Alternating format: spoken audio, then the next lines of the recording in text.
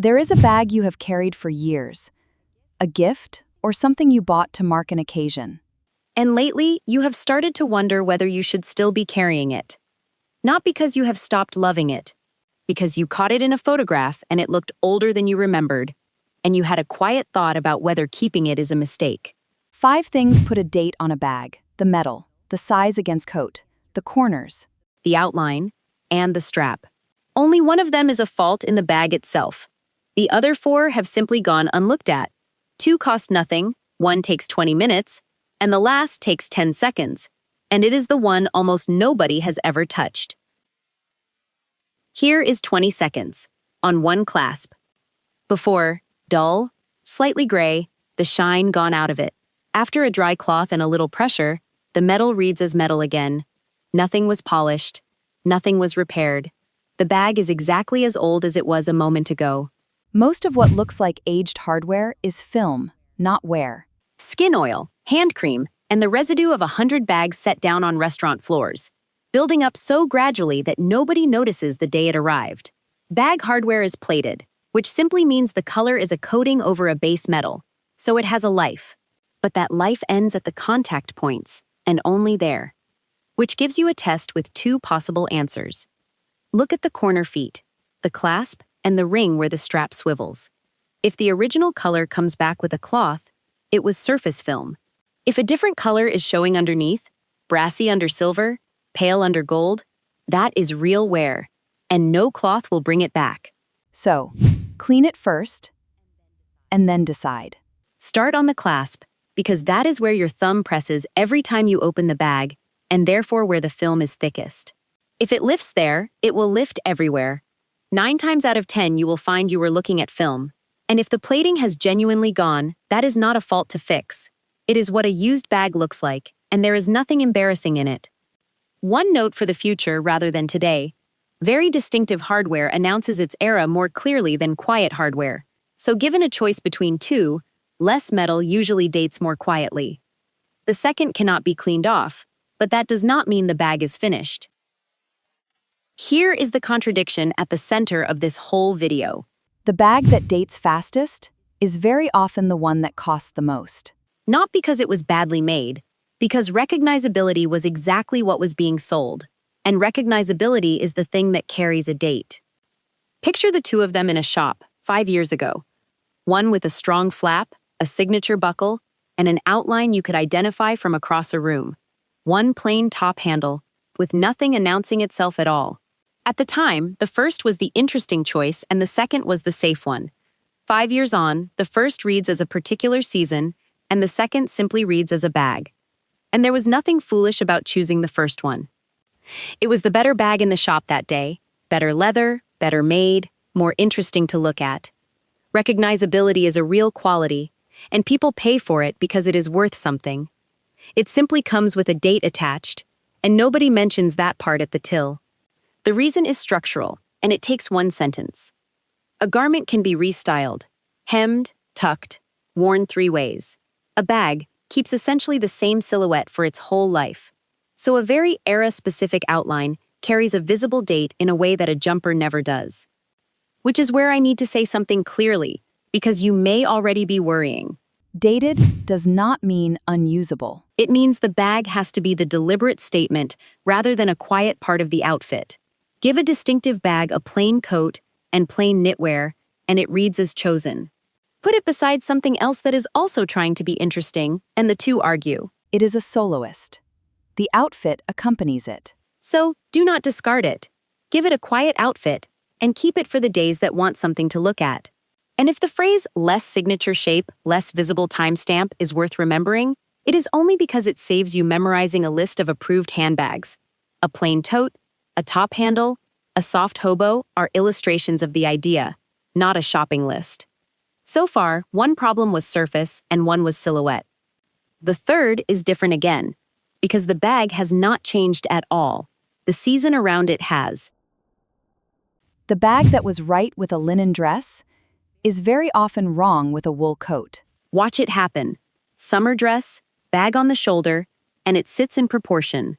Now the same bag against a heavy autumn coat, and it has become small, without anybody touching it. The coat gained volume, and the bag did not. Which is why a bag you have loved all year can suddenly feel slightly wrong, and you cannot say why. It works the other way round when the weather warms. The larger bag that looked right all winter can read as heavy against a cotton shirt, and again, nothing about it has altered.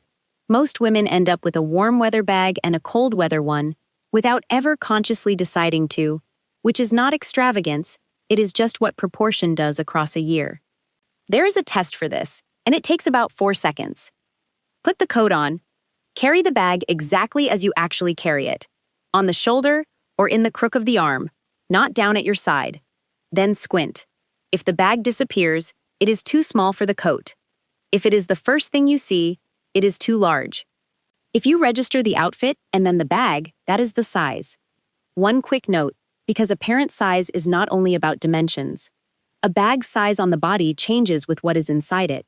An empty structured tote collapses inward and reads smaller and tireder than it is.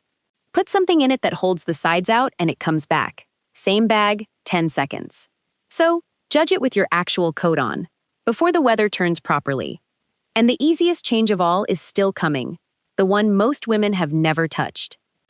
The fourth is the only one of the 5 that anyone might read as care rather than style. Turn the bag over. The 4 bottom corners are the only part that meets the world directly. Everything else is protected. The corners take the floor, the car seat, the trolley, and the underside of every table you have put a bag beneath, which is why the color goes there first, and why a rubbed corner becomes the highest contrast detail on the whole bag. Here is what 20 minutes does to it. A 4-year-old leather bag, before and after. Corners rubbed pale where the color has gone, a faint tide mark along one side, the whole surface slightly gray. Then, cleaned, conditioned, and a little color restorer worked into the corners. Same scratches, same age, same bag. It has not become new and it is not pretending to be. It has simply stopped drawing the eye to its 4 lowest points.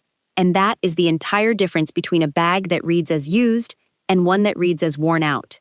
The part worth sitting with is what did not change.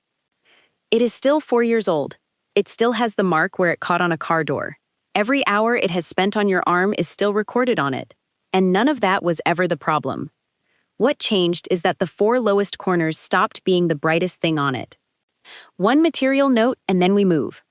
Textured, less coated leathers usually tolerate visible wear and restoration more gracefully than very shiny coated surfaces, where a scuff tends to stay, which is worth knowing about the bag in your hand rather than the next one. So, restore it if the material allows, and if it does not, that is information rather than a verdict. If knowing which of your pieces belong together is the difficult part, the Effortless Elegance Guide is in the pinned comment. Go and look at the strap on your bag. Has it ever been adjusted? For most women, the honest answer is no. And that means the single most consequential thing about how the bag sits on you was decided by somebody who has never met you. Think about that for a second. Everything else in this video costs money or 20 minutes. This is a buckle on a bag already in your haul, and it has been sitting at somebody else's setting for as long as you have owned it. Watch what moving it does. 1 bag, 1 coat, 3 lengths. Short, and it rides high under the arm with the elbow pushed outward. Long, and it swings across the widest part of the coat. Somewhere between the two, and it lands nearer the waist. Nothing else altered. Not the coat, not the bag, not the woman, only the buckle. And the difference between those 3 is larger than anything a cloth achieved earlier in this video, which is why it comes last, and why it is the one I would do first. The useful position is not a fixed measurement. It depends on the bag, the coat, and how you carry. What you are avoiding is an accidental horizontal at the widest point of the outfit, and you will see which of the 3 does that within about 4 seconds of looking. There is one more thing worth knowing, and it explains why so few straps ever get moved. The factory length is almost always set for the bag to look right on a hanger in a shop, hanging free against nothing. That is a display decision, not a wearing one. And it is why the length can feel perfectly acceptable for years without ever having been right. 2 practical notes, and that is the section. Adjust it wearing your coat, because a coat puts bulk between the strap and your body and changes the answer. And if the strap is not adjustable, A cobbler can often alter one for far less than replacing the bag. Now put 4 corrections onto one bag and watch what happens. One bag, the one you were wondering about. Before, a dull film on the clasp, corners rubbed pale, a strap still at the length it left the factory with, and carried against a coat it was never sized for. After, 20 seconds with a cloth, 20 minutes on the corners. The strap dropped 2 inches, and paired with the coat it actually suits. Give that a moment before the recap, because it is the whole argument. Nothing was bought. Nothing was replaced. The scratches are still there. The plating is still worn exactly where it was worn. It is the same object, on the same arm, on the same afternoon, and it has stopped reading as dated. 4 of the 5 were never reasons to retire the bag. They were 4 small things that familiarity had made invisible, on the one object you carry every single day, and therefore stop seeing. The 5th was the outline, and that is the one thing you cannot clean away. So let it be the statement. Clean the metal. Quiet the outfit. Check the scale. Restore the corners. Move the strap. That is not 5 chores. It is one afternoon, once, and most of it is a cloth and a buckle. A bag looks dated far more often because 4 small things stopped being seen than because it has reached the end of its life. Look at it properly one time, correct what is correctable, and go on carrying the bag that somebody gave you, with everything that is attached to it still attached. So tell me, when did you last adjust your strap? And if you would like the wardrobe that bag is going out with, the video on building an autumn wardrobe from 9 pieces is on screen now. Take care of yourself, with intention.